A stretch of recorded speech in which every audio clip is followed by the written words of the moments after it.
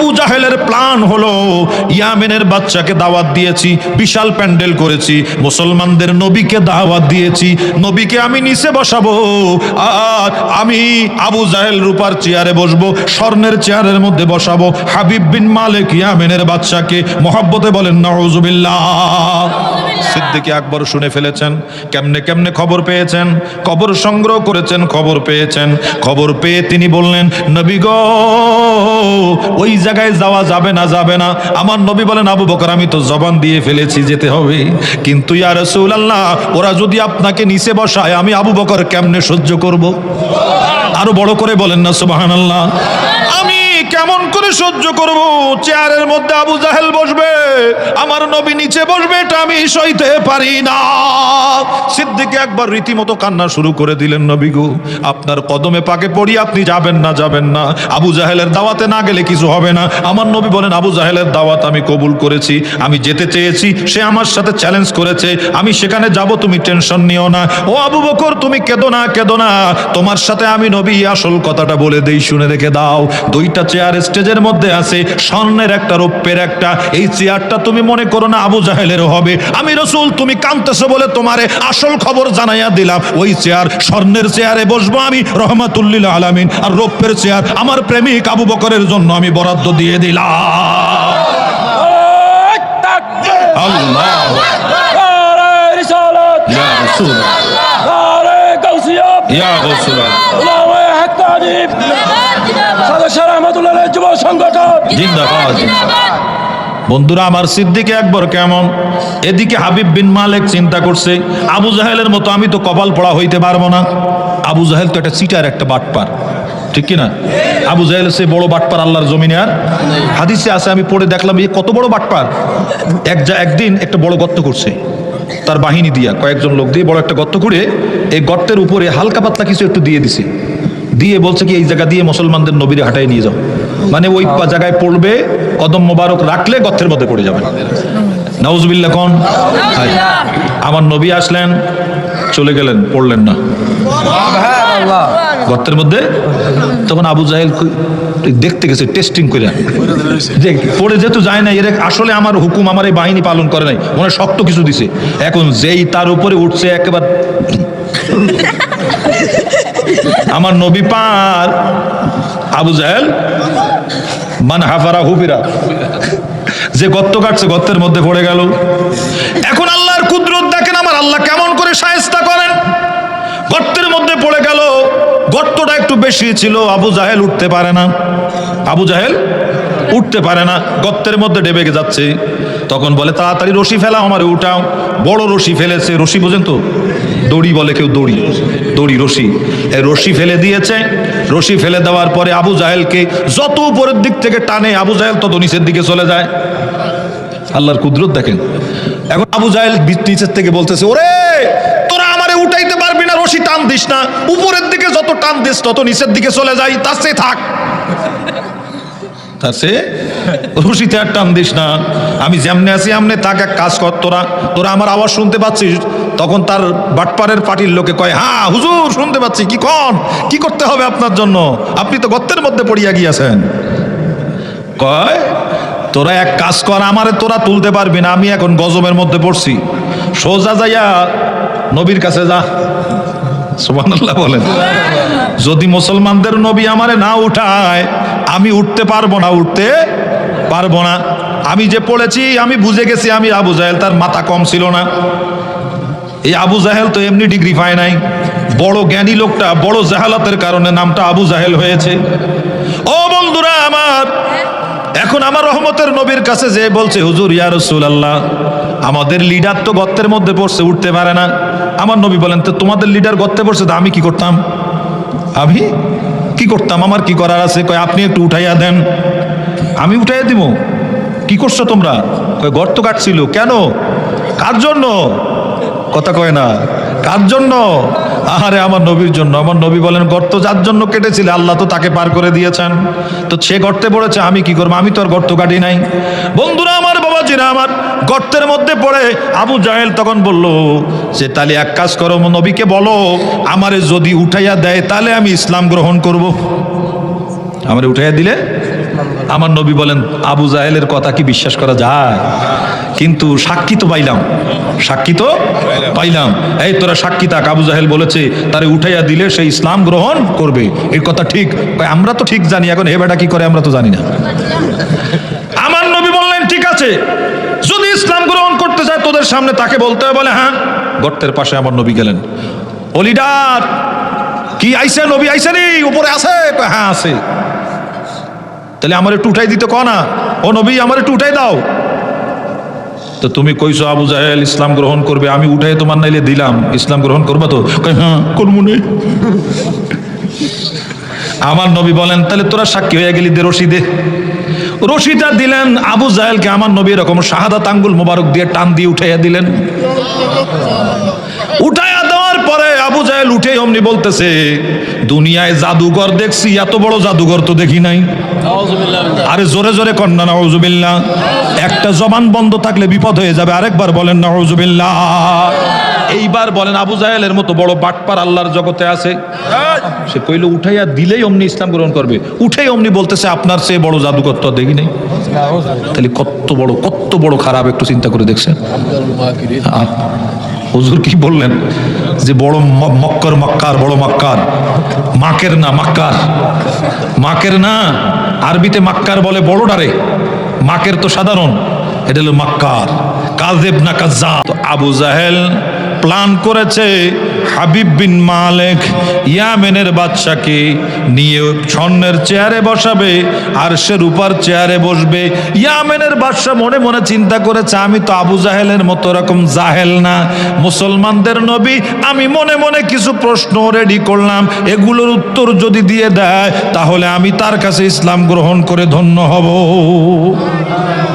হাবিব বিন মালিক আসা মাত্রই আমার নবী প্রশ্ন করার আগে আগেই উত্তর দিয়ে দিলেন, সাথে সাথে ইসলাম গ্রহণ করলো। বড় করে কোন সুবহানাল্লাহ।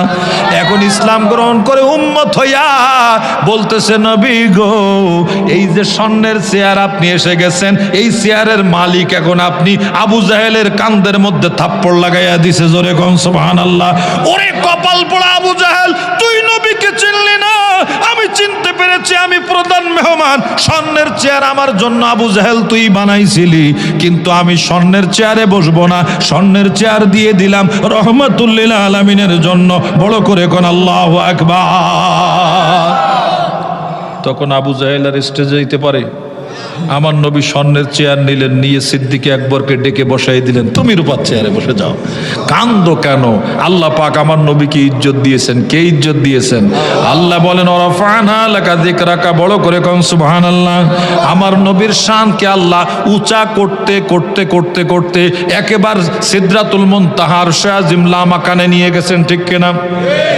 কত সুন্দর করে শায়ের বলেন, আরে সে পর जाना जाकर आना सबकी बस की बात नहीं, कंकरों को कलमा पढ़ाना सबकी बस की बात नहीं। बड़ो करे बोलें सुभान अल्लाह।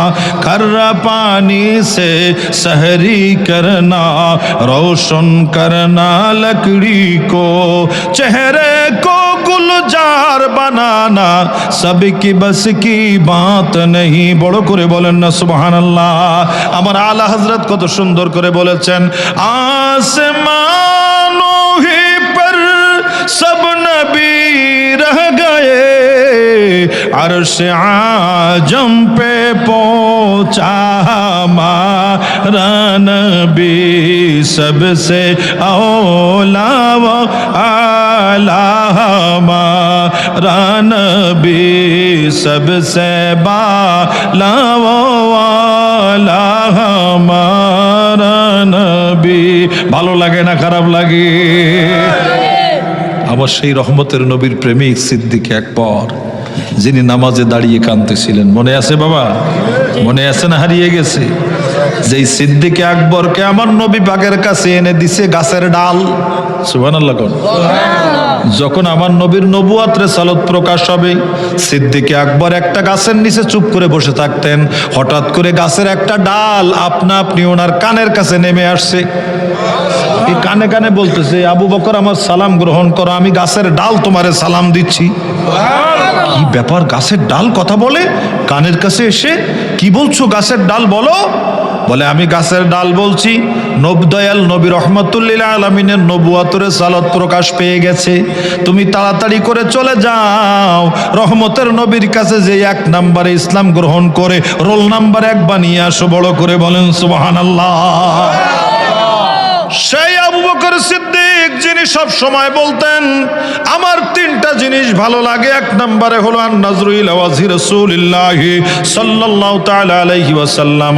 1 নম্বর হলো আমি আবু বকর আমার ভালো লাগে 24 ঘন্টা আমার মায়ার নবীর নূরের চেহারা মোবারকের দিকে তাকাইয়া থাকতে। সিদ্দিক আকবর নামাজের মধ্যে দাঁড়িয়ে কাঁদতেছেন, আল্লাহ আমার তো অজুর প্রয়োজন হয়ে গেল, আমি যদি অজু করতে যাই এখন, তাহলে অজু করতে গেলে আমার 1 ওয়াক্ত নামাজ যদি আমার নবীর পিছন থেকে ছুটে যায়, তাহলে আমার উপায় কি হবে? আমি আল্লাহ তোমার কাছে কেমন করে মুখ দেখাবো? এতটা নামাজের ভালোবাসা আমার নবীর ভালোবাসা। সুবহানাল্লাহ বলেন না, বড় করে বলেন। সিদ্দিক আকবর তো মনে মনে ভাবলেন অজু তো করা লাগবে, অজু ছাড়া তো নামাজে দাঁড়ানো যাবে না। আস্তে করে উনি নামাজ ছেড়ে বের হতে লাগলেন। বের হতে যেয়ে দেখলেন দূরে যাওয়া লাগে নাই, মসজিদের নববীর গেটে বের হলেন। মসজিদের ভিতর থেকে কয়েক কদম দিয়া মসজিদের নববীর গেটের মধ্যে আসছেন। এসে দেখতে পেলেন বন্ধুরে একজন নূরানি চেহারাওয়ালা মানুষ স্বর্ণের পাত্রে করে অজুর পানি নিয়ে দাঁড়িয়ে আছে। কিসের পাত্র? কিসের পানি? অজুর পানি। পাশে আর একজন নূরানি সুরতের মানুষ, তিনি একটা রেশমি দামি মূল্যবান একটা রুমাল নিয়ে দাঁড়িয়ে আছে। অজু করে হাত মুখ মুছতে হয় না, মোছার জন্য রুমাল নিয়ে দাঁড়িয়ে আছে। উনি আসা মাত্র ওনারে উল্টা সালাম দিলেন। সুবহানাল্লাহ বলেন। ইয়া আবু বকর সালাম গ্রহণ করুন। আপনি কি? কয় আপনার ওযুর দরকার না?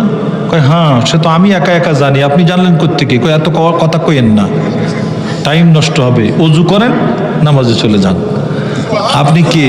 কয় পরে পরিচয় পাওয়া যাবে, এখন নাইলে না হোক, আপনার কাজটা আগে হয়ে যাক। রুমালওয়ালা আপনি কে? আমার জন্য রুমাল নিয়ে আসছেন? হ্যাঁ, আপনার জন্য রুমাল আনছি, এই রুমাল দিয়ে আপনি শরীর মুছবেন। তো বলে আপনার পরিচয়? আমার পরিচয় নিতে গেলে দেরি হয়ে যাবে, ওযু করেন তাড়াতাড়ি নামাজে যান, কারণ আপনার যাতে 1 রাকাত নামাজ মিস না হয়, 1 রাকাত নামাজ মিস না হয়। আহা আমার আব্বা জানেরা রে, সিদ্দিক একবার ওযু করে ফেললেন। ওযু করে সোজা পিছন দিকে এসে দাঁড়ালেন, কারণ এখন তো আর সামনে যাওয়া যাবে না। নামাজের পিছনের কাতারে দাঁড়ালেন। নূরের নবী নামাজের সালাম ফিরালেন। নামাজ সমাপ্ত হয়ে গেল। সিদ্দিক একবার পরিপূর্ণ নামাজ পেয়ে গেলেন। নামাজের সালাম ফিরাইয়া আমার নবী মুসল্লিদের দিকে মুখ করলেন। মুসল্লিদের দিকে মুখ করে সালামটা ফিরাইয়া মুসল্লিদের দিকে চেহারা মোবারক ফিরাইয়া আমার নবী বললেন, আমার আবু বকর কই? আমার আবু বকর?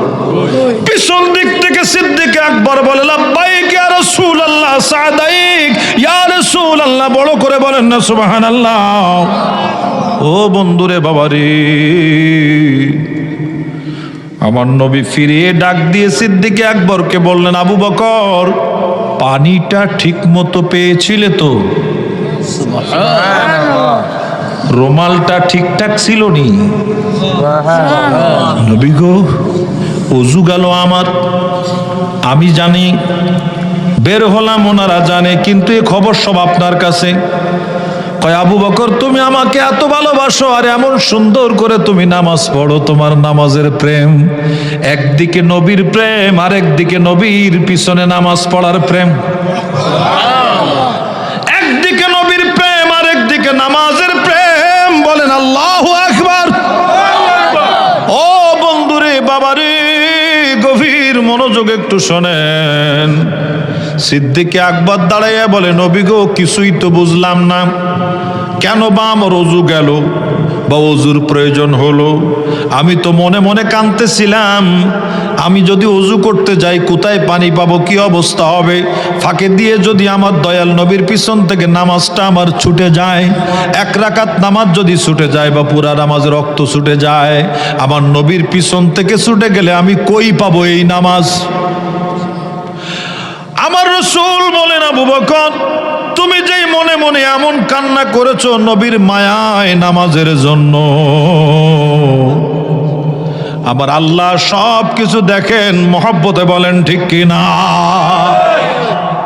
আল্লাহ হলেন সামিউম বাসির, তিনি সব শোনেন, সব কিছু দেখেন, ঠিক কিনা বলেন? সেই আল্লাহ তাআলা ডাক দিয়ে বলেন, জিব্রাইল, হাবিবের প্রেমিক কি পাগলামি করে দেখো, তাড়াতাড়ি করে তুমি ওযুর পানি নিয়ে যাও।